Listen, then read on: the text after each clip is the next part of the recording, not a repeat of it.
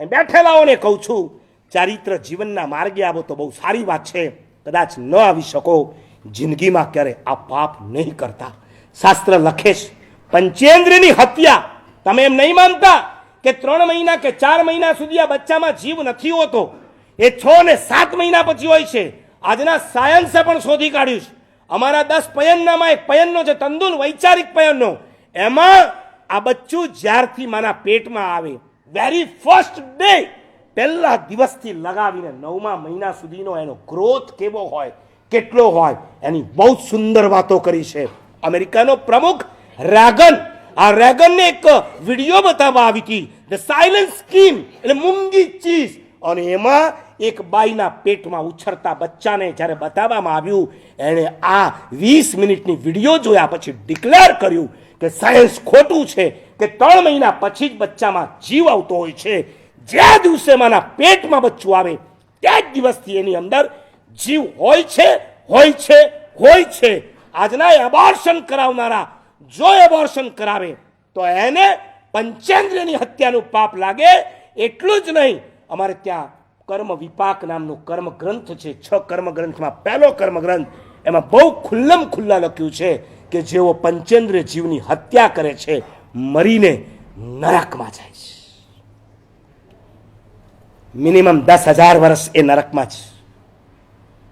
કેવી વેદના હોય છે, એ વેદનાનું જો વર્ણન કરું, હમણાં પસીનો છૂટ્યો છે ને, નીચો બી નાખવું પડે એવો પસીનો છૂટી છે. કેવી ભયાનક વેદના હોય છે. જે પાપ કર્યા હોય પાપને યાદ કરાવીને પરમાધામી તમારી પથારી ફેરવી નાખે. કેમ?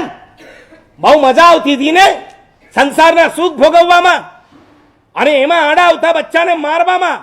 તમને લિટરલી એક ઘડાની અંદર નાખે.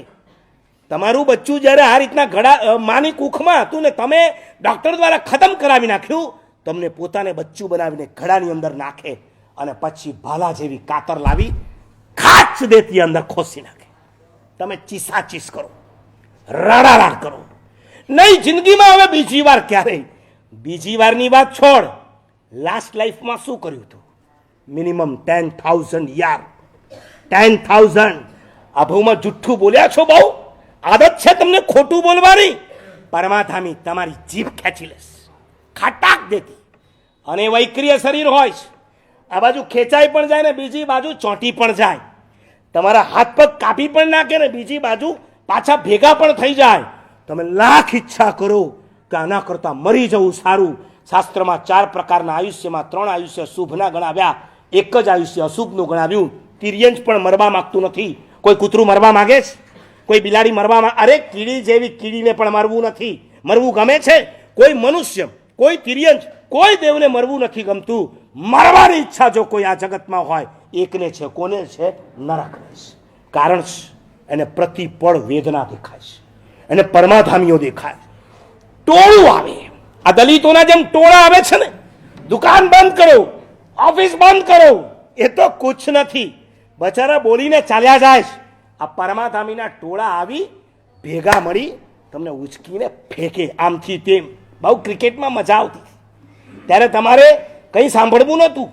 તમને તમારી માં કહેતી હતી જા શિબિરમાં. નહીં, મારે તો ક્રિકેટ રમવા જવું છે. ત્યાં એક પરમાધામી બેટ લઈને બેઠો હશે, બીજો પરમાધામી તમને બોલ બનાવશે, ફેંકશે, અને બીજો પરમાધામી બેટિંગથી તમને ફેંકશે. નવો પરમાધામીને કેચ કરશે.